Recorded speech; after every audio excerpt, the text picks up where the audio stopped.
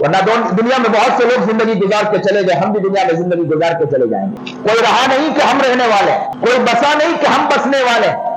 کس نے مکان بنا کر یہ نہیں سمجھ پایا کہ مکان بن گیا تو اب زندگی یہاں پر رہ جائے گی اور زندگی میں یہاں بس جائے گی، ایسا نہیں۔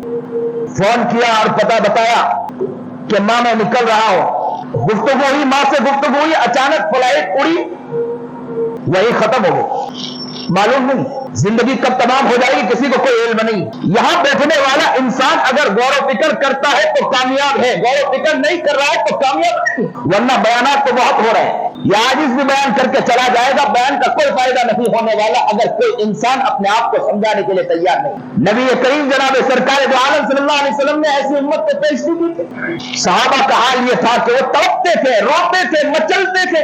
ان کی زندگی کا حال نبی کریم جناب سرکار دو عالم صلی اللہ علیہ وسلم نے ان کی ایسی تربیت فرمائی تھی کہ ان کی زندگی، وہ اپنی ذات کے بارے میں بھی بہت خیال رکھتے تھے، وہ انسانیت کے لیے بھی تڑپتے تھے، وہ انسانیت کے لیے بھی رویا کرتے تھے۔ آج کا مسلمان اس طرف نظر نہیں آتا ہے۔ ہمیں کیا ہو گیا؟ ہماری زندگی کیا ہو گئی؟ ہم کہاں جا رہے ہیں، کس طرف جا رہے ہیں، اس طرف کبھی غور و فکر ہم نے نہیں کیا ہے۔ انسان اگر غور و فکر کرے تو بہت کامیاب ہے، غور نہیں کرتا ہے ناکام۔